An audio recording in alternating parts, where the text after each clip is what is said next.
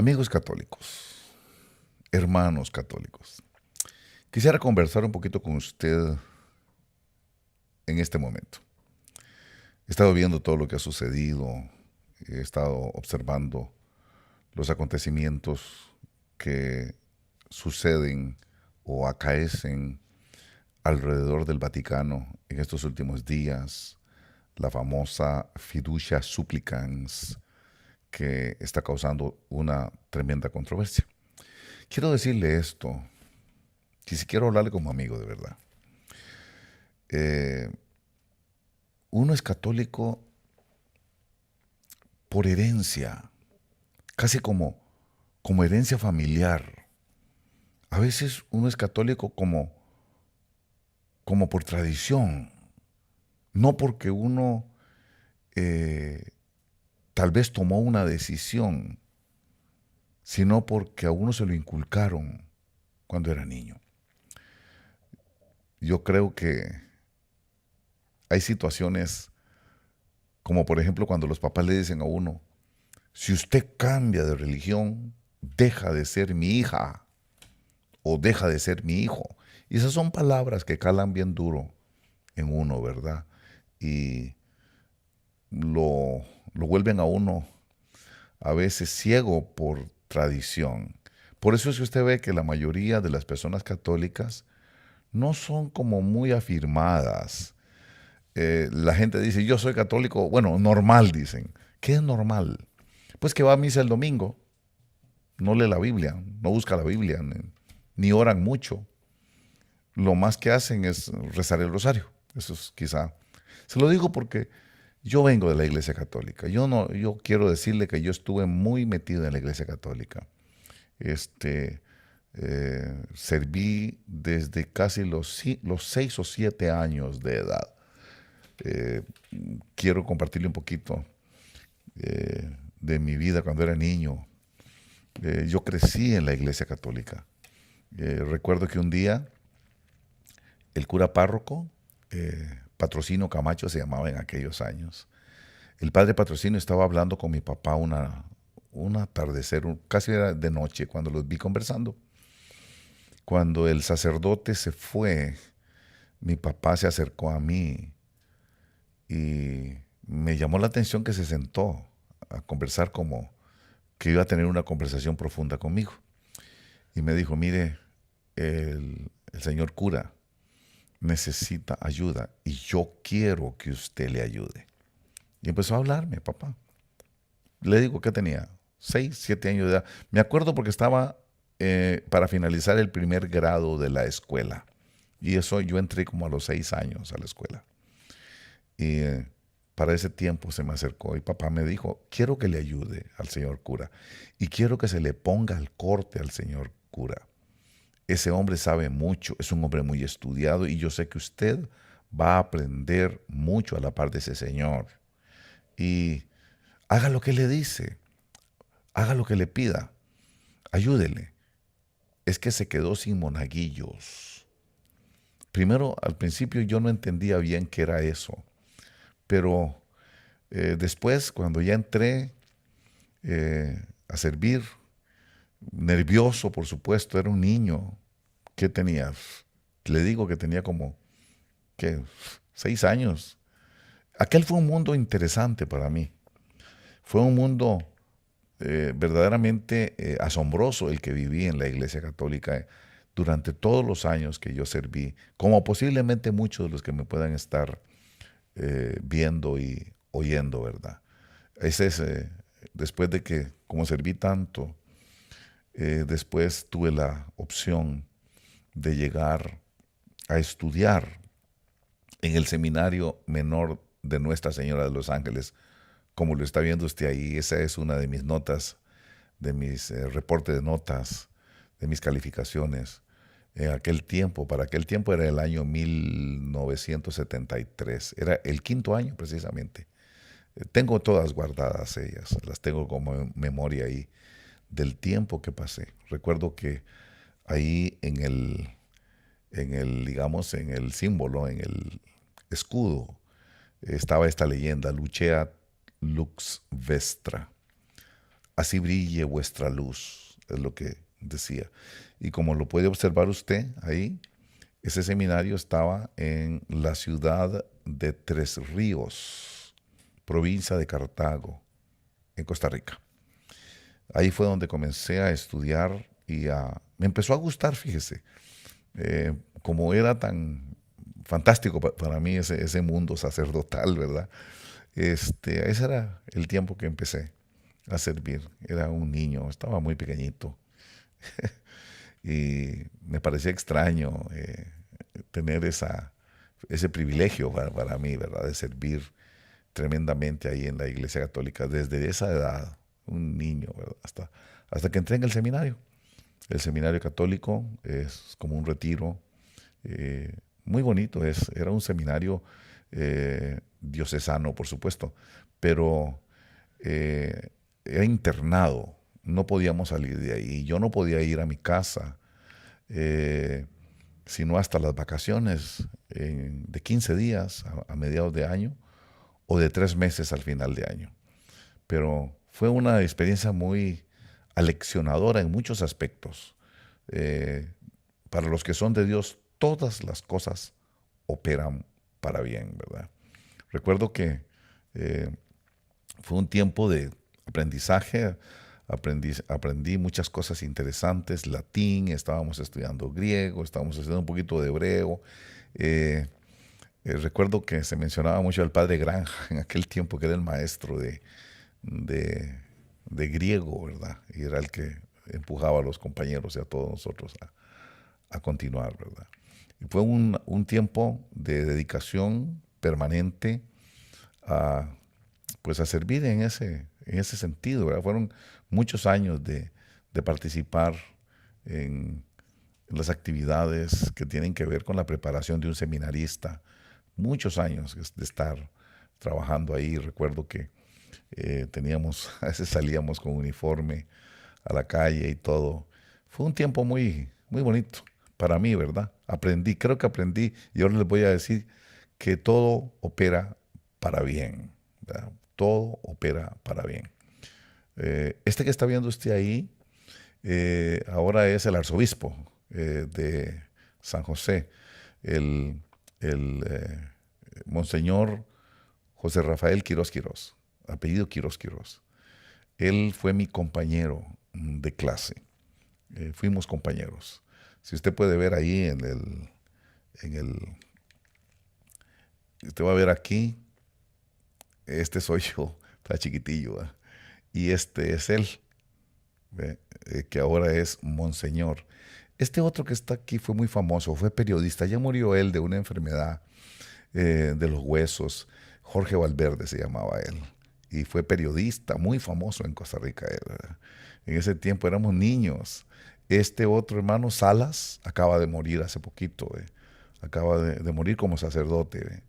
Pero ahí estaba yo, ahí estábamos siendo formados, siendo enseñados. Recuerdo perfectamente a mis compañeros todavía. Tengo amistad con algunos de ellos.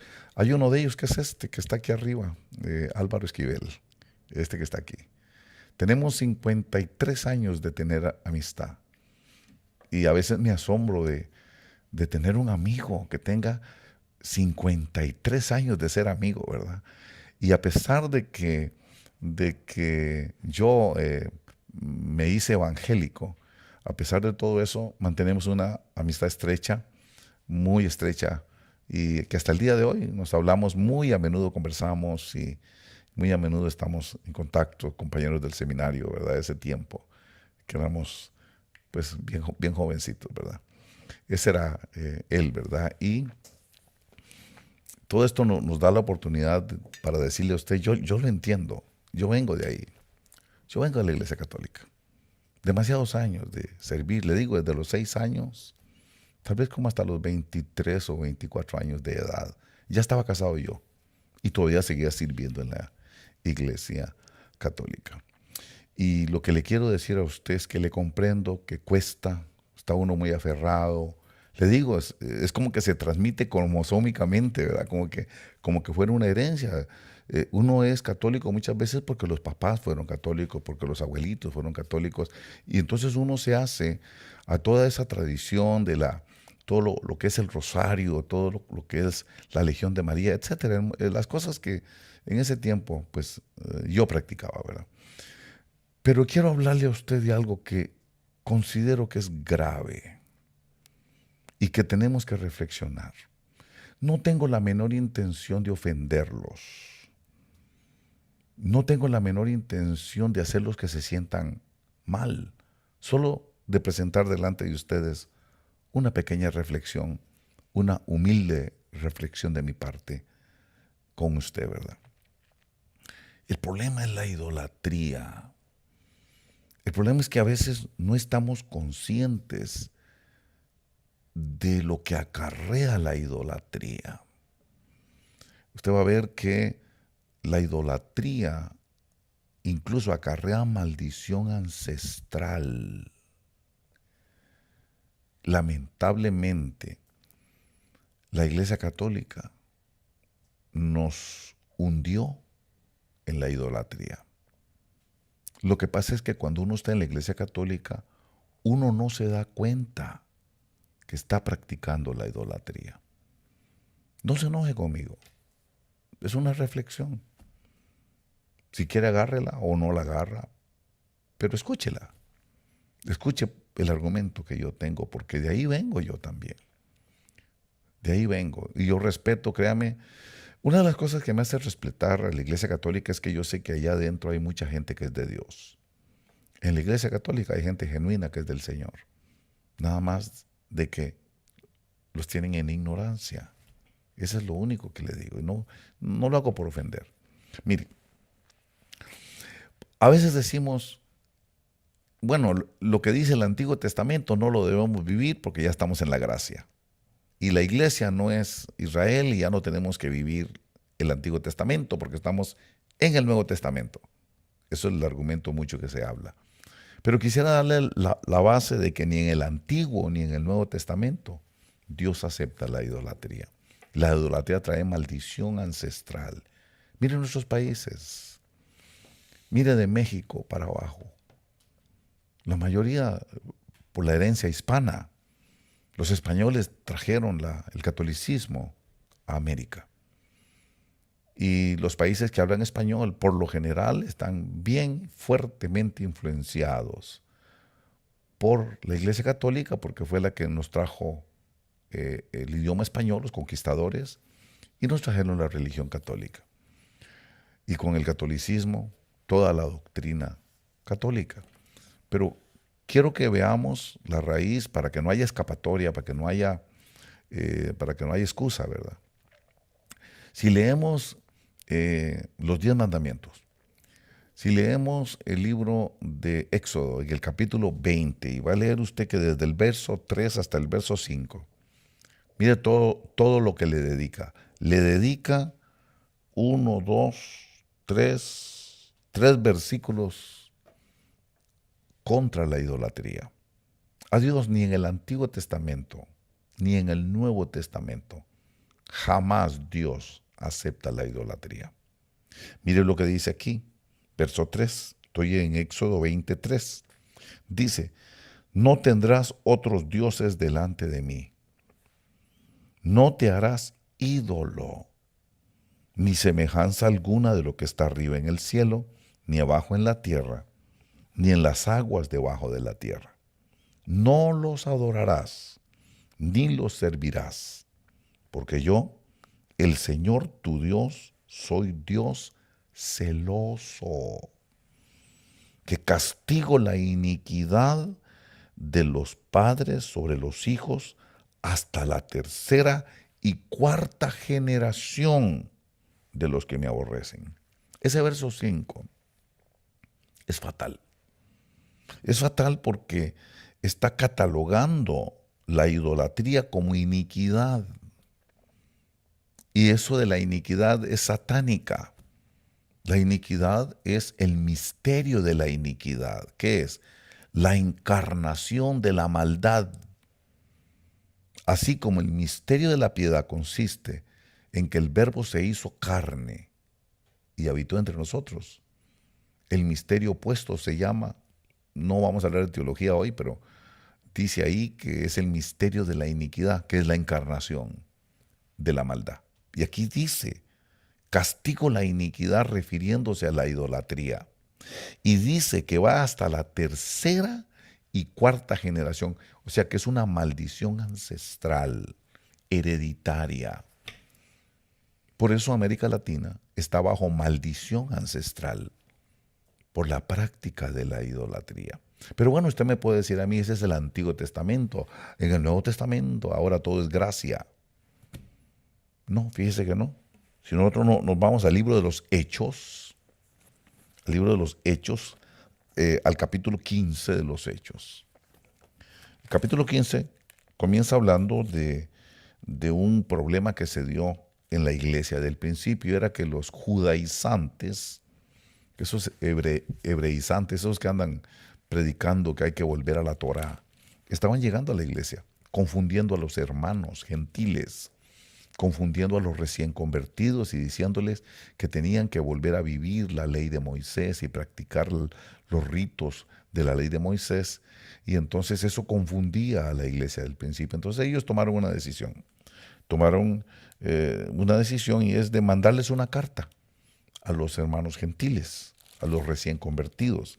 Usted la puede leer, el capítulo 15, la puede leer, la carta va desde el verso 23 hasta el verso 29. Es muy larga.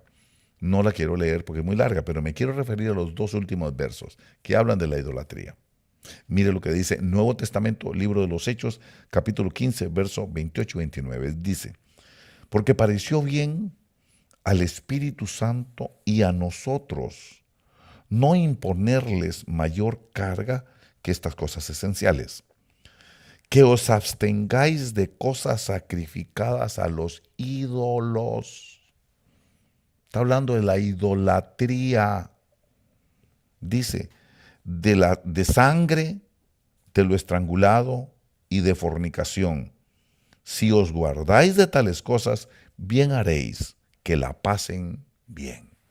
Bueno, aquí está hablando a lo último que no hay que estar molestando a los gentiles, que tengan que volver a guardar el sábado, que no coman cerdo, que hagan todas esas cosas que se practicaban ritual o ritualísticamente en el Antiguo Testamento, en el sacerdocio levítico del orden arónico. Le está diciendo que ya no, que solamente guarden 4 cosas esenciales. Y comienza con la idolatría. Porque lo peor que puede haber para Dios es la idolatría. Por eso le llama iniquidad. Esos son de los pecados que ustedes llaman mortales. Así como el homosexualismo, ese tipo de cosas son pecado mortal, de acuerdo a la doctrina católica, ¿verdad? Pero quiero decirle que mire que aquí comienza, está diciendo que os abstengáis de cosas sacrificadas a los ídolos. ¿Qué está diciendo? Que no practiquen la idolatría. También si usted va conmigo a 1 Corintios 10, en 1 Corintios 10, aquí nos habla también de la idolatría, es importantísimo. Porque saca del Antiguo Testamento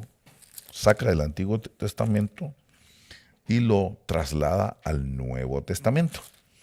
Y entonces empieza a decir, vamos a ir, estoy en 2 Corintios, 1 Corintios 10. Aquí nos está hablando el apóstol Pablo, que no quiero que ignoréis, dice el verso 1, porque no quiero que ignoréis, hermanos, que nuestros padres todos estuvieron bajo la nube y todos pasaron por el mar. Y en Moisés todos fueron bautizados en la nube y en el mar. Y dice, verso 4, y todos bebieron de la misma bebida espiritual, porque bebían de una roca espiritual que los seguía, y la roca era Cristo. Sin embargo, y ahí comienza, sin embargo, léalo en su Nácar Colunga, es igual, dice, sin embargo, Dios no se agradó de la mayor parte de ellos, pues quedaron tendidos en el desierto. Estas cosas sucedieron como ejemplo para nosotros. Ve, es un ejemplo para nosotros, dice, a fin de que no codiciemos lo malo, como ellos lo codiciaron. Verso 7, no seáis pues idólatras, como fueron algunos de ellos. Según está escrito, el pueblo se sentó a comer y a beber y se levantó a jugar. Quiere decir, a tener relaciones sexuales en orgía, es lo que quiere decir. Pero dice, no seáis pues idólatras. Estoy leyendo Primera de Corintios, que es Nuevo Testamento. Entonces la idolatría es rechazada, aborrecida por Dios desde el Antiguo Testamento, incluyendo el Nuevo Testamento. Los idólatras no heredarán el reino. Es lo que dice el apóstol Pablo. ¿Qué es la idolatría? Que eso es lo que a uno no le explican. No adorar a otro que no sea Jesucristo, el Hijo de Dios. En el Antiguo Testamento es a Dios directamente porque no se había hecho la obra redentora de Cristo. Pero después de que Jesús murió en la cruz del Calvario y realizó la obra redentora, pagó por nuestros pecados, de ahí en adelante no se puede adorar a otro que no sea el Señor Jesucristo. Él dijo, yo soy el camino y la verdad y la vida. Nadie viene al Padre si no es a través de mí. Son las palabras del Señor Jesús. Entonces, cuando nosotros nos damos cuenta de esto, nos preguntamos, ¿y de dónde vino la adoración a la Virgen María? ¿De dónde salió la adoración hacia los santos? Porque tal vez usted me va a decir veneración. No es veneración, le prenden candelitas. Porque yo vengo de ahí. Yo vengo de ahí. A mí no me dijeron, yo no entendía que eso era adoración, rendirle culto. El culto a la Virgen es idolatría. El culto a los santos es idolatría. Rezar el rosario, tal vez no le va a caer bien, pero yo sé que le estoy diciendo la verdad delante de Dios. Rezar el rosario es idolatría. ¿Por qué? Porque la Biblia dice que es idolatría. Aquí dice, vamos al libro de los Hechos, capítulo 4, es Biblia. Hechos, capítulo 4, puede leerla, está en su casa y estúdiela. Para nosotros, la máxima autoridad en la palabra es la Biblia. Lo que no está en la Biblia es dudoso. Y todo lo que no esté en la Biblia, profecías o otras revelaciones, no pueden contradecir lo que ya está escrito en la Biblia, porque la Biblia es la palabra de Dios y es la máxima autoridad. Hechos capítulo 4, verso 12. Y en ningún otro hay salvación, porque no hay otro nombre bajo el cielo dado a los hombres, en el cual podamos ser salvos. Ningún otro nombre. No hay otro nombre bajo el cielo dado a los hombres. Hablando de salvación, acuérdese que salvación también significa sanidad para ellos. Salvación, sanación es lo mismo para ellos. Dice que no hay otro nombre dado a los hombres. Y tal vez usted sigue practicando una tradición. Acuérdese que era el problema que les decía Jesucristo a los judíos, al pueblo de Israel, que ellos invalidaban el mandamiento de Dios a causa de la tradición. La tradición, la práctica de las tradiciones de sus padres era más importante para ellos que la voluntad de Dios. Y qué tremendo lo que les dice el Señor Jesús. Ustedes que a causa de su tradición invalidan el mandamiento. Eso está pasando con la Iglesia Católica. No es otra cosa más que lo mismo. Para la Iglesia Católica es tan importante la tradición. Por eso es que fuimos católicos por tradición. No por convicción, sino porque desde chiquititos nos inculcaban y nos inculcaban y nos inculcaban. Nos mandaban a la Legión de María, nos mandaban, incluso en la escuela, yo recuerdo que cuando daban religión era un sacerdote católico el que llegaba a dar la clase desde la escuela, los colegios de monjas, etcétera, etcétera. por costumbre las procesiones, por costumbre la confirmación, una cachetada que le pegaba el padre a uno para confirmarlo, por costumbre el rosario, por costumbre los trisagios, por costumbre la misa. La misa no es más que, para muchos, para la gran mayoría, la misa no es otra cosa más que una costumbre. Lamentablemente no lo queremos reconocer, pero cuando uno está ahí, uno está convencido. Por eso yo sé, los comprendo, trato de entenderlo, pero quiero decirle, dice aquí que en ningún otro, se lo leo, en ningún otro hay salvación. Entonces, ¿por qué le pedimos a la Virgen? Si en ningún otro hay salvación. ¿Dónde? En ninguna parte de este libro dice que se le debe pedir a otro que no sea el Señor Jesucristo. Pero por tradición, la Iglesia Católica nos condujo a buscar a la Virgen y a buscar a los santos, a pedirle a la Virgen. Pero aquí dice que en ninguno otro hay salvación. Dice aquí que no hay otro nombre bajo el cielo dado a los hombres. No hay otro nombre. No existe otro nombre en el cual podamos ser salvos. Esto es lo que dice nuestra Carta Magna, nuestra Constitución es lo que dice eso.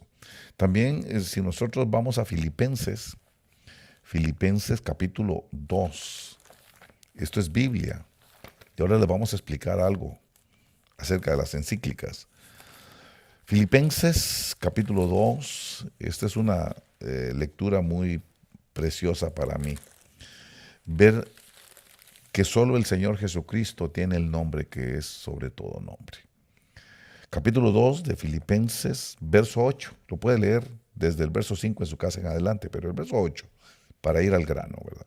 Dice, hablando de Jesús, dice, y hallándose en forma de hombre, Cristo Jesús, se humilló a sí mismo, haciéndose obediente hasta la muerte, y muerte de cruz.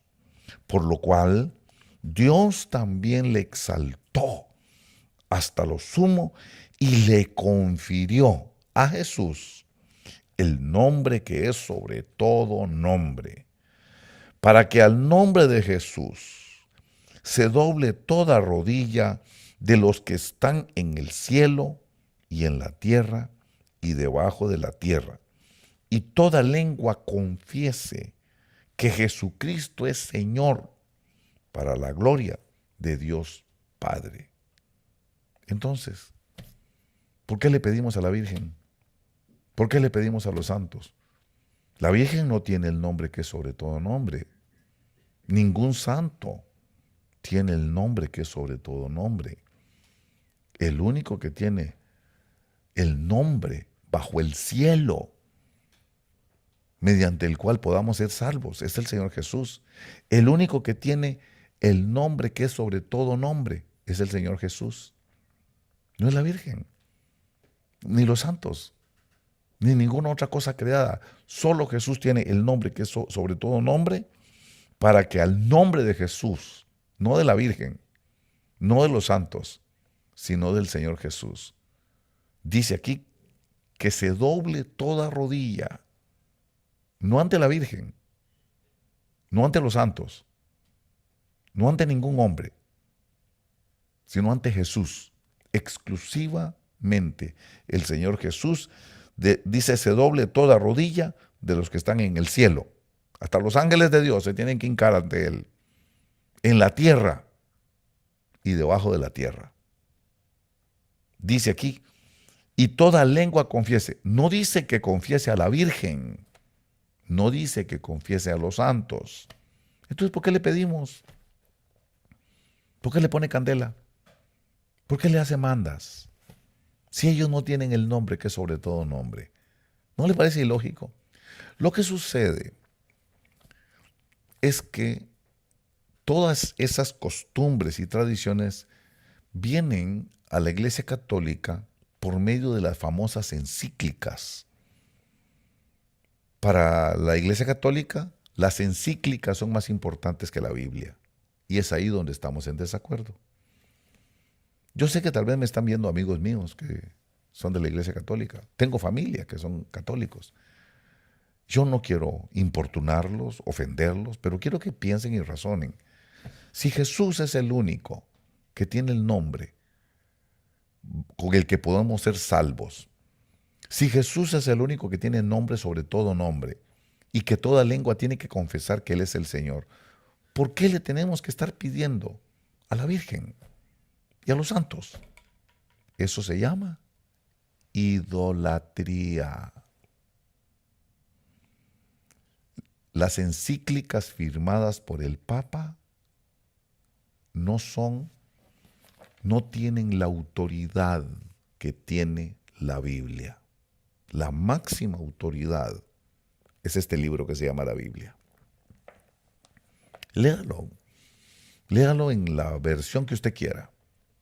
Dicho sea de paso, me gustan mucho las versiones católicas. Tienen muy buenos traductores. Pero quiero decirle que aquí lo que me está diciendo es, ¿para qué le pides a la Virgen? ¿Para qué le pides a los santos? Eso es idolatría y por eso hay tanta maldición ancestral en la Iglesia Católica. Qué tremendo tener que decirle eso. Las encíclicas no tienen la misma autoridad que tiene la Biblia. Fíjese usted que hoy día ustedes están comprobándolo el día de hoy.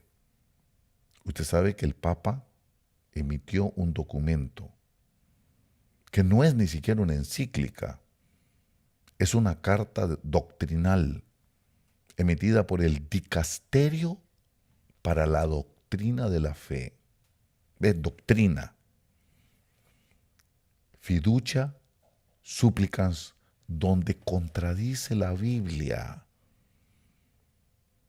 donde bendice a las parejas homosexuales, cuando el homosexualismo es condenado por Dios, donde dice claramente el apóstol Pablo que ni los afeminados ni los homosexuales heredarán el reino de Dios.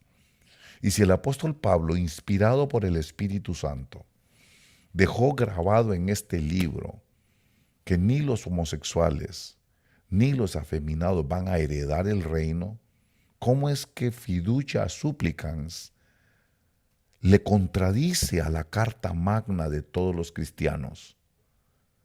Va en contra de lo que aquí dice. Eso le demuestra a usted que ellos están equivocados. Primero, el Papa no es infalible, ahí se equivocó.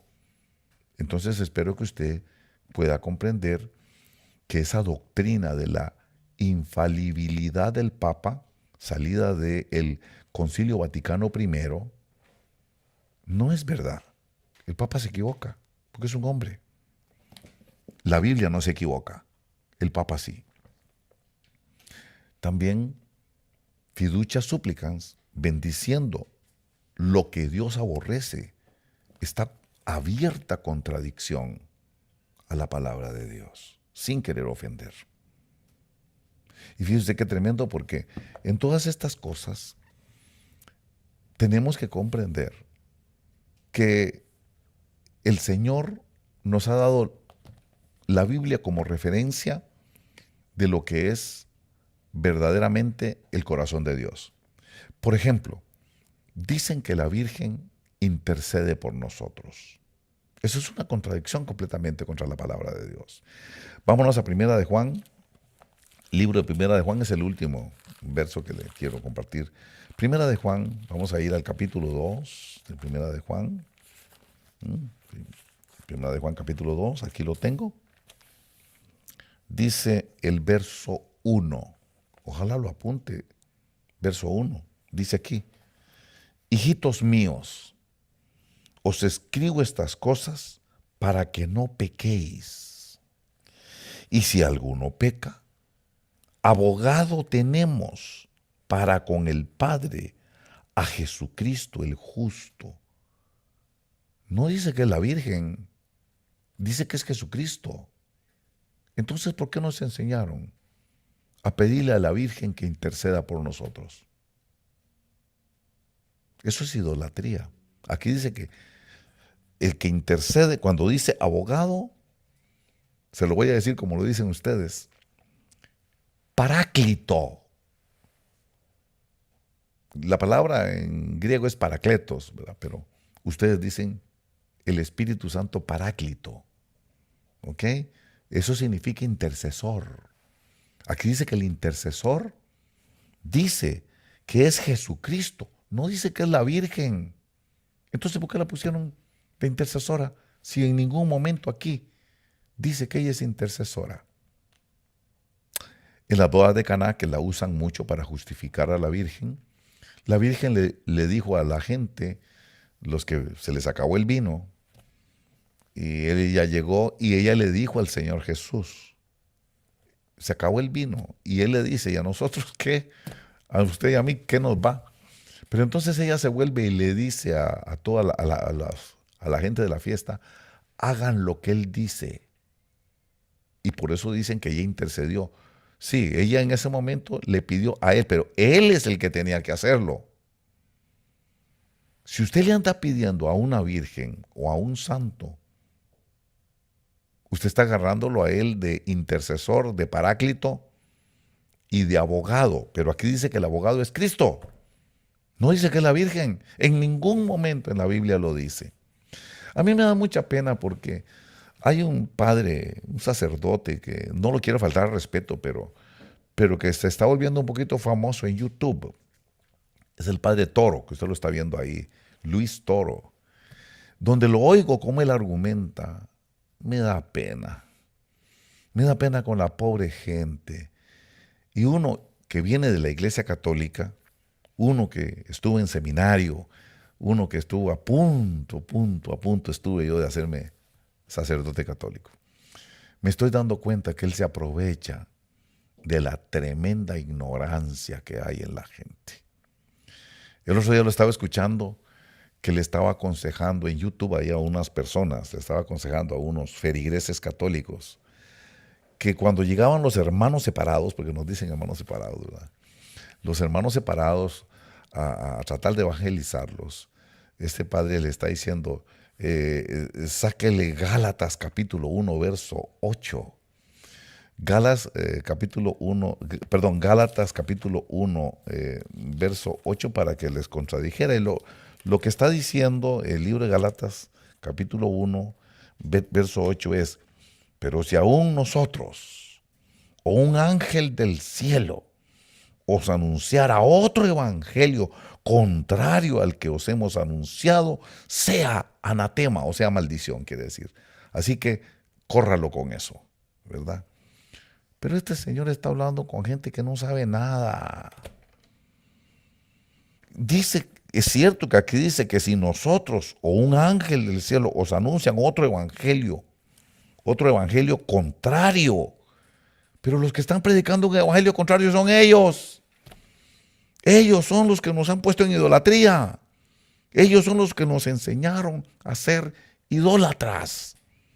Ellos, con sus encíclicas y con sus dicasterios para la doctrina de la fe, son los que han violado la verdad de la palabra de Dios. Son ellos. Pero la pobre gente, como es ignorante, pues no le pueden explicar ni contradecir. Porque son gente que no lee la Biblia. Lamentablemente se aprovechan de la ignorancia. Y eso es lo que me da pena a mí, digo, lamentablemente. Mire, quiero decirle esto. Quiero decirle que practicar idolatría, estar rezando rosarios, estar pidiéndole intercesión a los santos, a San Judas Tadeo para que les sane sus enfermedades, o a San Judas Tadeo para que los haga invisibles delante de la policía y para hacer sus maldades. Eso es idolatría. Y la idolatría acarrea maldición generacional, maldición ancestral. Acarrea una maldición, la idolatría. ¿Por qué? Porque Dios lo que no perdona es cuando adoran a otro que no sea Él. Adorar a otro es idolatría. Pedirle a otro es idolatría. Al único que hay que pedirles a Dios, al Dios y Padre de nuestro Señor Jesucristo, pero por medio de Jesucristo. Yo soy el camino y la verdad y la vida. Nadie viene al Padre, nadie llega al Padre, sino por mí, dice el Señor Jesús. No es por la Virgen, no es por los santos, no es por ningún ser creado, solo por medio del Señor Jesucristo. Pero lamentablemente a través de las encíclicas se han proclamado doctrinas como esta de fiducia supplicans, donde se bendice a las parejas irregulares, le llaman eso. Parejas irregulares son dos tipos. Parejas irregulares son los divorciados. ¿Por qué? Porque se salieron del orden, de la promesa y del pacto del matrimonio. Por eso es que no se les puede dar la comunión. Y el otro grupo, los homosexuales y las lesbianas, a quienes no odiamos ni predicamos nada de odio contra ellos. No es doctrina de odio, es la verdad. Dios detesta el homosexualismo. ¿Para qué los vamos a engañar? No los podemos odiar porque de repente ellos se pueden convertir, pueden llegar a la verdad de Dios y arrepentirse del terrible pecado en el que están. Por eso es que no los podemos condenar. No debemos odiarlos ni condenarlos. Esperemos que Dios trabaje. Pero eso no quiere decir que vamos a estar de acuerdo con su estilo de vida y vamos a bendecir lo que Dios ya ha maldecido, lo que Dios ha repudiado, lo que Dios aborrece. No lo podemos bendecir. Pero en la Iglesia Católica se puede hacer eso por medio de una encíclica. Y por eso nos han enseñado a nosotros que las encíclicas están por encima de la Biblia. Eso no puede ser. Por eso vienen las maldiciones. Y le voy a decir que las maldiciones son reales. Mire la pobreza en América Latina. Mire los países latinoamericanos. Yo nací en Costa Rica, todo eso se lo expliqué al principio. Yo nací en Costa Rica. El patrono de Costa Rica es San José. Y la patrona es la Virgen de los Ángeles, que tiene su basílica en la provincia de Cartago, que es precisamente donde está el seminario, que les hablé, Entre Ríos de Cartago. Eso es idolatría. Y por eso los países están bajo maldición. Les cuesta prosperar. Les cuesta alcanzar la libertad. Mírelos cómo batallan. Desde México hasta Argentina. Desde México hasta Tierra de Fuego. ¿Por qué? Por la práctica de la idolatría. La pobreza, la miseria, la ruina. Por práctica de la idolatría. Por andar pidiéndole a otros dioses. Hay muchos dioses. Usted va a ver que existe en Primera de Corintios 8, el apóstol Pablo nos está enseñando que existen muchos dioses. Capítulo 8, verso 5 dice, porque aunque haya algunos llamados dioses, existen otros dioses. Dice, ya sea en el cielo o en la tierra, como por cierto, hay muchos dioses y muchos señores. Pero el que busca esos dioses y el que busca esos señores y el que invoca esos nombres, no hay otro nombre bajo el cielo dado a los hombres, sino el del Señor Jesucristo. Los demás es idolatría. Y hay muchos dioses. Eso es real. El poder de la brujería es real. El poder de la hechicería es real. El poder de las maldiciones es real. La maldición ancestral es real. Las maldiciones que vienen saltando de generación en generación son reales. Y le pegan a los cristianos. ¿Por qué les pegan? Por andar de idólatras. Pero ¿quién nos enseñó la idolatría? La Iglesia Católica. Eso fue donde nos enseñaron a nosotros todo lo que es el rosario. Y que hay un montón de vírgenes, Virgen de los Ángeles, Virgen de Guadalupe, Virgen del Perpetuo Socorro, y que hay que pedirles a ellas. La Biblia lo que dice que el abogado nuestro no es la Virgen, es el Señor Jesús directamente. Todo lo demás es idolatría. Por eso mucha gente que me está viendo ahorita tienen terribles enfermedades que el doctor no se las encuentra.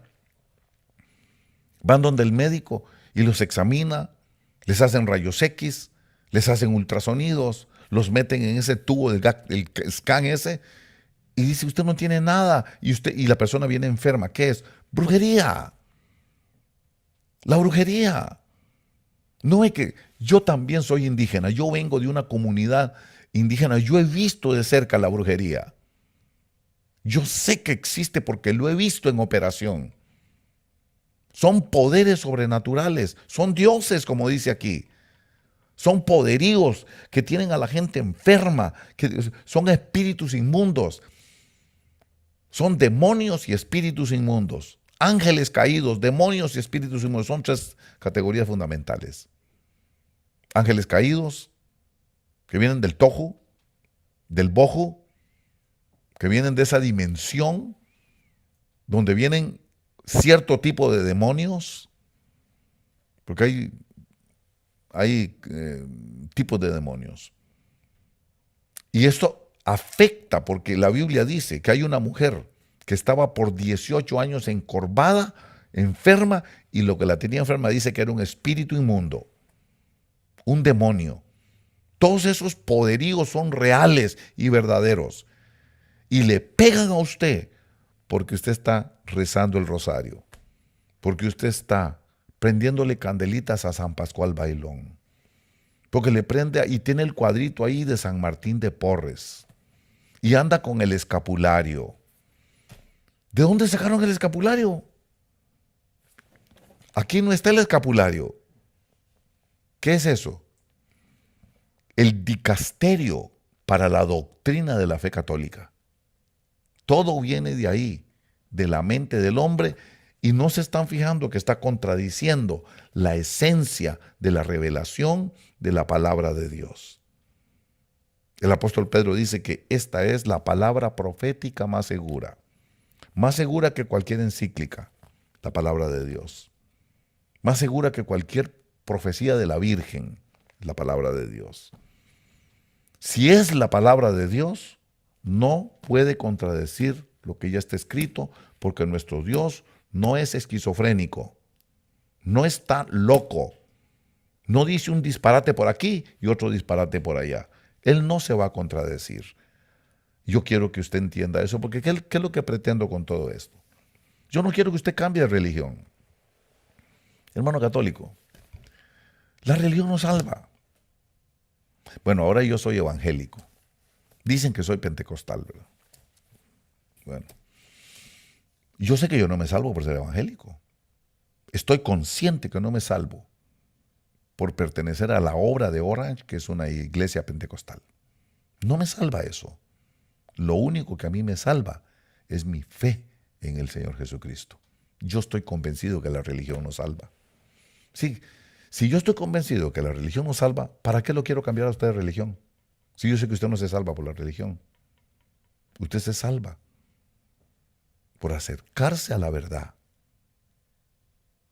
Yo soy el camino y la verdad y la vida. Nadie llega al Padre sino por Jesús. No por la Virgen, sino por Jesús. No por un santo, sino por Jesús. No por San Judas Tadeo, sino por Jesús. No por San Martín de Porres, no por Jesús. No por San Francisco de Asís, sino por Jesús. Jesús es el único camino. ¿Para qué cambia de religión? Mejor la sugerencia mía es reciba al Señor Jesucristo. Porque de repente a usted le han hablado del Padre, el Hijo y el Espíritu Santo, porque lo rezábamos, yo lo rezaba antes, el credo, creo en Dios Padre, creador del cielo y de la tierra, de todo lo visible y lo invisible, y creo en Jesucristo su Hijo. Y yo me lo sabía de memoria. Era muy largo, yo me lo sabía de memoria, como todo católico se supone que se lo sabe. Pero hoy me tengo que dar cuenta de algo. Ahí fue donde me enseñaron que se vale pedirle a la Virgen, eso es idolatría. Que se vale pedirle a los santos, eso es idolatría. Y la idolatría acarrea maldición ancestral. Los demonios tienen derecho de atacarte porque estás practicando la idolatría. Los demonios tienen derecho a enfermarte porque estás practicando la idolatría. Los demonios tienen derecho a empobrecerte y a arrebatarte el fruto de tu trabajo, porque estás practicando la idolatría. Hágase a un lado. Reciba a Jesucristo. ¿Qué quiero decir con eso? Dedique su vida única y exclusivamente al Señor Jesús. Tome el voto, la decisión. No le voy a pedir a nadie más que al Señor Jesucristo, porque la Biblia es lo que dice. No el dicasterio, no la encíclica del Papa, no los documentos hechos por mente del hombre, no, sino la palabra inspirada por Dios, que es la Biblia, dice que Jesús es el único al que hay que pedirle. Tome ese voto ahora. Usted habla de votos, yo también, ¿verdad? Tome esa decisión de dedicar su vida. Yo no le estoy pidiendo que cambie religión. No se preocupe. Eso no es el punto de nosotros. El punto es que usted tenga un encuentro personal con Cristo. Que usted descubra ese Cristo que usted tiene a un lado por andar buscando a la Virgen y por andar buscando a los santos. Que usted los haga ellos a un lado y le dedique su vida al Señor Jesucristo, el que murió en la cruz del Calvario por usted, el que derramó su sangre en la cruz del Calvario para salvarlo a usted, el que pagó el precio por tus pecados. No fue ni la Virgen, ningún santo, ni ninguna otra criatura, sino el Señor Jesucristo. Quiero que a partir de este momento usted reflexione y venga al conocimiento de Cristo, venga al conocimiento de la verdad, se salga de la maldición ancestral, saque su familia de la maldición ancestral, saque su familia de las maldiciones hereditarias, saque su familia, rescátela, que no vengan sus hijos en maldición, porque eso es lo que está sucediendo. Miren, 500 años de la venida de Cristóbal Colón y 500 años que los países católicos no han podido salir de la miseria y no han podido salir de la pobreza, porque no saben que es que la idolatría les ha causado una maldición ancestral. Eso es lo que quería compartirle. Venga a Jesucristo. Yo no estoy hablando de religión, estoy hablando de una relación personal con Jesús. Estoy hablando de que usted venga al conocimiento de Cristo Jesús. Eso es lo que quería invitarle a usted. Entréguele su corazón al Señor Jesucristo. Ya no le pida más a las vírgenes. Ya no le pida más a nadie, solo al Señor Jesucristo. Él es nuestro abogado. La Biblia dice que es Él y solo Él, nuestro abogado y nuestro intercesor. Si usted tiene el Espíritu Santo, usted va a recibir testimonio de que le estoy diciendo la verdad. Si este video en alguna manera le ha servido a usted, compártalo. Colabore con nosotros. Si nos está viendo por YouTube, ¿cómo me puede ayudar? Suscríbase a este canal. Suscríbase, haga comentarios, compártalo, recomiéndelo y háganos un like también. Esto nos va a ayudar a compartir con otros. Si nos está viendo por Facebook, ¿cómo me puede ayudar? Hágase nuestro seguidor. No lo piense dos veces. Hágase nuestro seguidor. También haga comentarios y compártalo. Recomiéndelo. Recomiéndeselo a la gente que usted ve que están afectados de brujería, afectados de hechicería, afectados por maldiciones ancestrales. Compártaselo. La gente lo necesita. Háganos un like también. Eso nos ayuda porque el algoritmo, la computadora de Facebook y de YouTube, al mirar que le hacen like, empieza a recomendarlo. Y es capaz que hay personas que lo necesitan y usted nos va a ayudar a que nosotros compartamos con ellos. Hemos terminado esto fundamentalmente, pero no quiero irme si no le invito a usted a una actividad que vamos a tener para el próximo 9 de marzo en las oficinas de la obra de Orange. 9 de marzo de este año, desde las 12 hasta las 5 de la tarde. Le invitamos, vamos a tener comidas, como dice ahí, postres, vamos a traer ahí jumpers, vamos a trabajar con los niños. ¿Qué es lo que queremos? Unidad familiar. ¿Qué es lo que queremos? Bendecir las familias. ¿Qué es lo que queremos? Fortalecer el vínculo de la unidad familiar, para que ustedes también estén con nosotros ahí. Ahí vamos a estar. Vamos a estar personalmente ahí con ustedes, animándolos, contestando preguntas, compartiendo con todos ustedes. Creo que lo importante de todo esto es la comunión. No únicamente la comunión entre los hermanos, sino también la comunión familiar. Nuestro interés es la familia. Ahí está el número de teléfono para que usted pida más información. Área 714-289-3664. Esperamos que esta explicación y esta reflexión le haya edificado, le haya informado y le haya sido de bendición. Muchísimas gracias y que el Señor les bendiga abundantemente.